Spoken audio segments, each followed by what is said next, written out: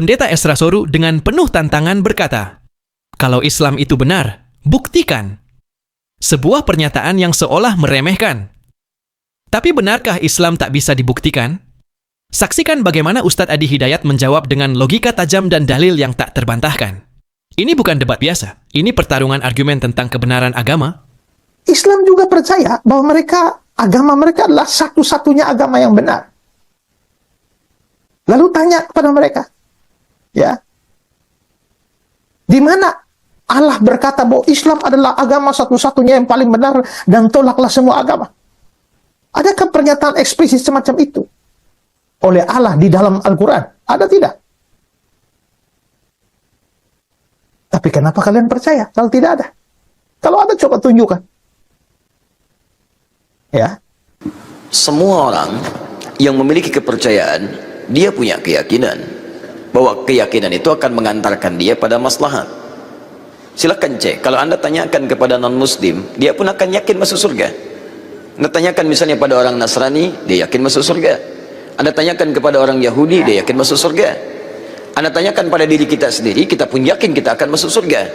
Hanya di antara sekian keyakinan itu, kita bisa ukur mana di antara keyakinan yang membuktikan kebenaran dari apa yang diyakini.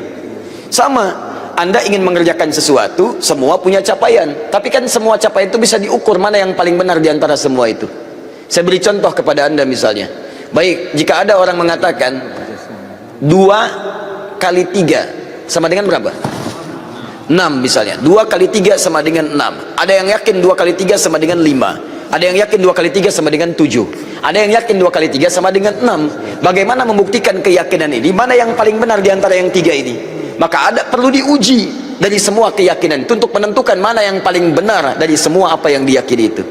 Baik, mari kita buktikan misalnya dari semua apa yang tadi diyakini, kita mesti bedakan. Ini ada 2 pertanyaan. Apakah ketika kita akan yakin masuk surga termasuk tasyabbuh? Yang kedua, bagaimana menguji keyakinan antara yang paling benar sehingga iman kita yakin terhadap apa yang kita yakini. Baik, saya mulai dari yang kedua dulu. Quran surah ketiga Ali Imran ayat 19, paling kiri sebelah atas. Innad dina indallahil Islam. Sungguh jika ada pun segala hal yang diyakini disebut dengan agama, din, maka yang paling benar kata Allah, yang saya ridhai hanya Islam. Islam mutlak, itu keyakinan kita.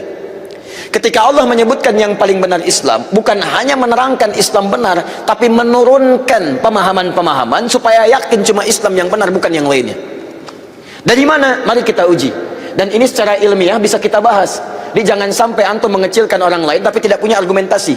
Quran itu ketika menjelaskan sesuatu sifatnya argumentatif, nih keterangannya. Tapi dari keterangan ini saya tidak paksa Anda untuk meyakini apa yang saya yakini. Anda mau silahkan, saya nggak paksa. Itu indahnya Quran. Buka Quran surah kedua ayat 256 paling kiri sebelah bawah.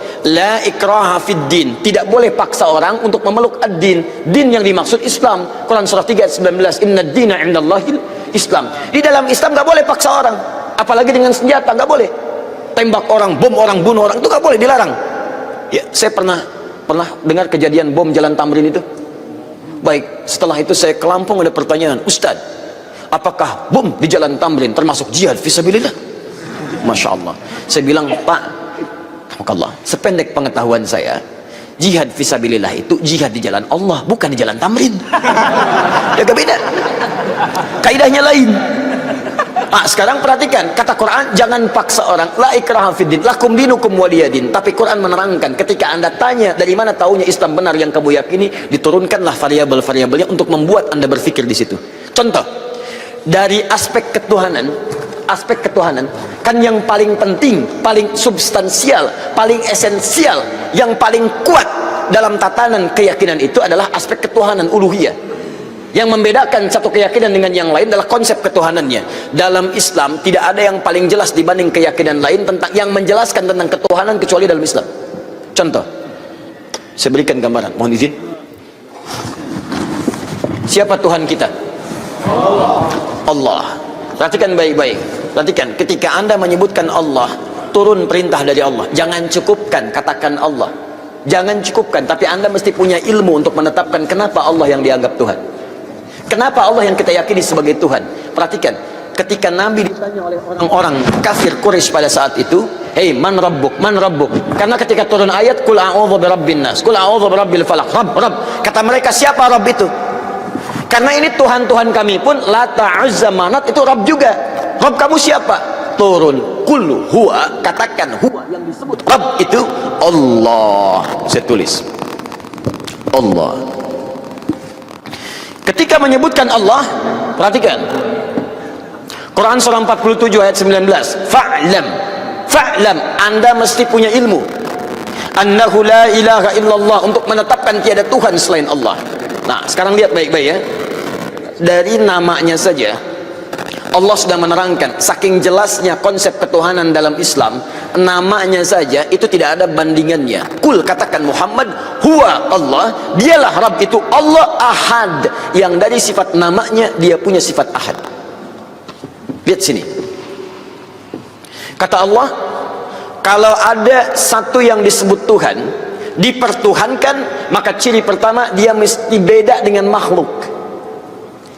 Lihat baik-baik ya, konsep ketuhanan dalam Islam mengatakan setiap yang disebut Tuhan, yang diyakini sebagai Tuhan, itu mesti punya perbedaan dengan makhluk yang menuhankannya. Kalau Tuhan sama dengan makhluk, Khalik sama dengan makhluk, apa bedanya kemudian Khalik dengan makhluk? Di kaidah pertama, tidak boleh Allah sama dengan makhluk, Tuhan sama dengan makhluk. Kedua, tidak boleh bahkan Tuhan lebih rendah dari makhluk. Jadi kalau manusia makhluk kuat, Tuhan harus lebih kuat. Kalau makhluknya misalnya, maaf ya, punya kekuatan, Tuhan mesti lebih kuat dibandingkan dengan itu. Sepakat sampai sini? Nah, namanya pun mesti beda dengan makhluk. Lihat, nama Tuhan Allah sifatnya Ahad. Ada Wahid, ada Ahad, itu beda. Kalau Wahid, satu masih mungkin ada dua. Itsnain, tsalatsa, arba'. Tapi kalau Ahad, satu-satunya yang tidak ada duanya. Sekarang perhatikan baik-baik. Dari segi namanya saja, itu sudah punya mukjizat. Kata Allah, nama ini tidak akan pernah ada duanya, dan setiap Anda hilangkan setiap hurufnya akan menunjuk pada zat yang satu. Contoh, Allah, saya hilangkan kemudian satu hamzah wasalnya. Ini baca, lillahi ma fis samawati wa ma fil ard. Saya hilangkan satu huruf, masih menunjuk pada yang satu, Ahad, lillah. Saya hilangkan satu lamnya, lam satu hilang, pasti dia ikut hilang. Baca, lahu mulkus samawati wal ard. Lah masih menunjuk kepada Allah. Saya hilangkan lamnya, baca, hu itu singkatan dari huwa asalnya. Hu singkatan dari huwa. Karena ketika Anda baca huwa wakaf di sini, maka Anda hilangkan wa-nya, baca hu-nya. Quran surah kedua Al-Baqarah ayat 255, paling kiri pertengahan. Allahu la ilaha illa huwal hayyul qayyum, waqaf di huwa. Allahu la ilaha illa wa-nya enggak dibaca. Kalau Anda ingin baca, Anda munculkan lagi huwa. Lihat, ketika Anda waqaf di situ, Allahu la ilaha illa asalnya dari huwa, menunjuk kepada Allah. Kalau Anda tanya siapa itu huwa Ustaz, kembalikan ke ayat Quran surah ke-112. Kul huwa Allahu ahad. Kul huwa Allahu ahad, masih menunjuk kepada Allah. Kalau saya hapuskan kemudian, ini saya hapus lagi, kelihatan? Tidak. Setiap yang tidak kelihatan disebut dengan ghaib.